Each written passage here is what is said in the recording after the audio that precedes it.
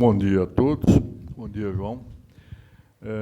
Todos sabem que a educação, na verdade, é o único problema brasileiro. Se nós tivéssemos tido uma educação de qualidade, nós não teríamos os políticos que temos, não conviveríamos com essa desigualdade crescente, nós não teríamos perdido a capacidade de indignação.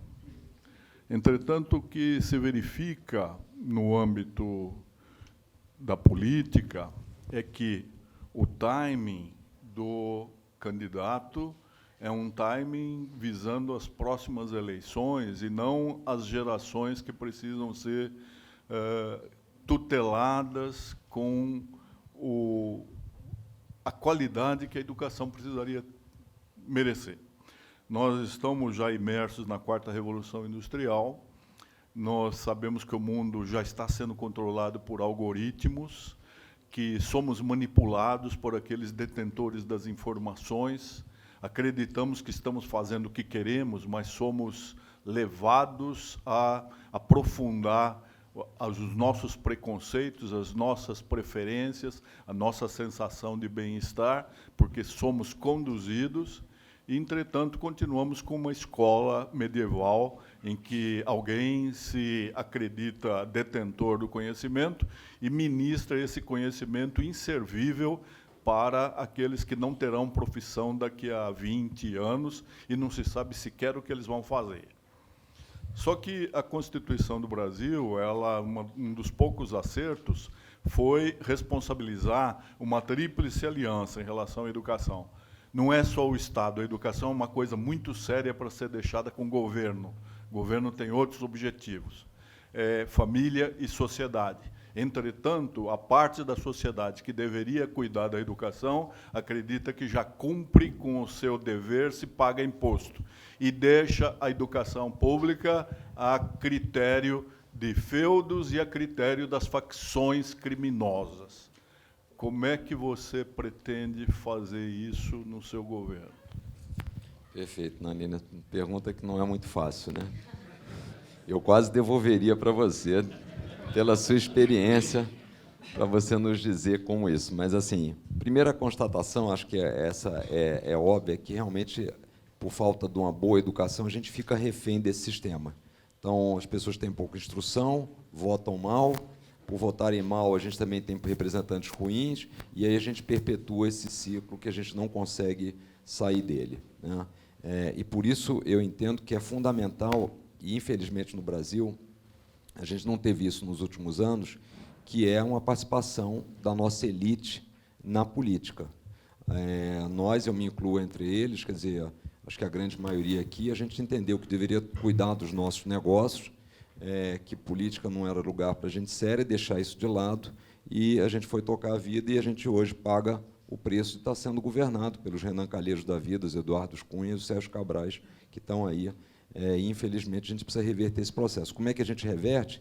E aí eu acho que a reversão começa na política, porque a gestão da educação hoje está muito centrada no governo, não tem como ser diferente.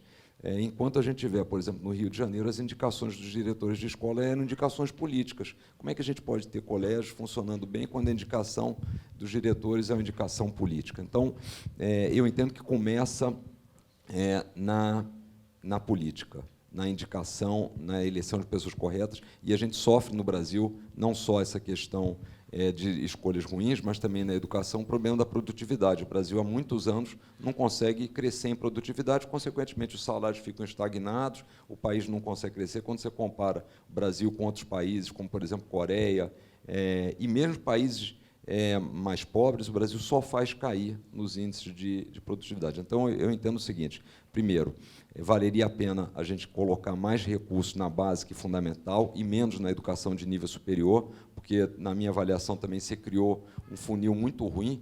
Como a escola básica e fundamental é deficiente, quem chega na escola superior de nível público são basicamente aqueles que conseguem pagar a escola privada. Então, você acaba fazendo uma concentração de renda, que era o contrário do que a gente gostaria. Então, eu acho que a gente deveria direcionar mais para o ensino público, para o ensino fundamental. Segundo, trabalhar bastante, isso, pelo menos com quem eu tenho conversado na parte de educação, tem dito que um dos grandes problemas que nós temos é a formação dos professores. Os professores não sabem ensinar. Então, você coloca alunos que não têm dentro de casa o básico para uma escola onde os professores têm muito pouca condição de ensino. Então, e esse é um problema, porque você vai ter que fazer um investimento na pedagogia, e isso vai demorar algum tempo para dar os resultados. E aí o gestor político vai dizer, bom, mas em 1, 2 anos isso não vai aparecer. Quando eu for reeleito, eu não vou capturar esse ganho. Então, a gente tem que reverter esse processo. Quer dizer, no fundo, começa por trazer pessoas que pensem mais no longo prazo. Eu não vejo muito como ser diferente. Eu entendo que as boas políticas de educação, vamos ver o que está funcionando no resto do mundo e implementar aqui. Mas, para poder implementar, tem que ter pessoas que saibam que aquilo, eventualmente, não vai dar dividendos políticos tão rapidamente, mas vai deixar um outro país. É isso que a gente tem que fazer. Então, eu confio muito nisso. Não é fácil trazer pessoas com esse espírito, mas se a sociedade, os formadores de opinião, começarem a interferir, a bater nessa tecla, eu vejo como é o único caminho. Não é uma questão de dinheiro, né? O Ministério da Educação investe 140 bilhões por ano. São Paulo investe 30 bilhões por ano, ao contrário dos demais estados da federação, que investem 25% do orçamento, aqui são 30%. Mas é uma questão de gestão. A clientela da rede pública, ela está mais interessada em que o aluno tenha transporte, que o apanhe na porta de casa e deixe dentro da escola, e que tenha 5 refeições manipuladas dentro da escola.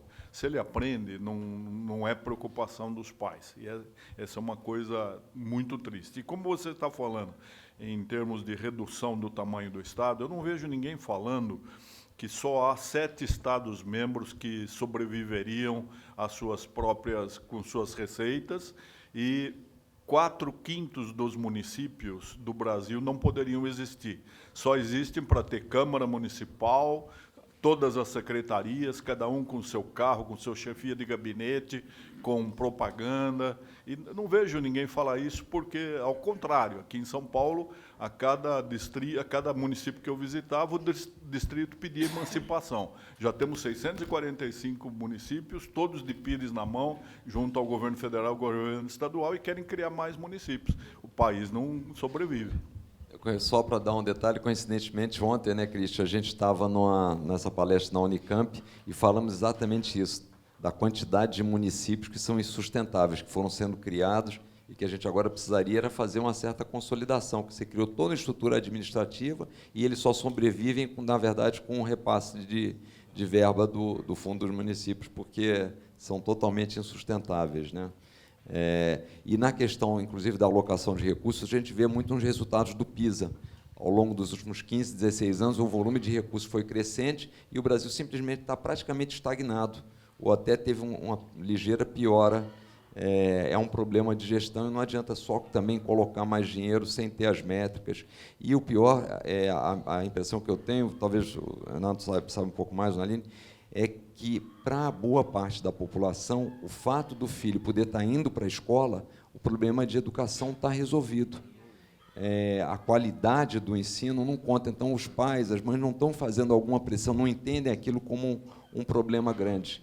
E, consequentemente, isso bate nas pesquisas que os políticos fazem e aí também fica de lado a atenção nesse processo. Então, é difícil, porque no Brasil, infelizmente, é essa cultura do resultado de curto prazo.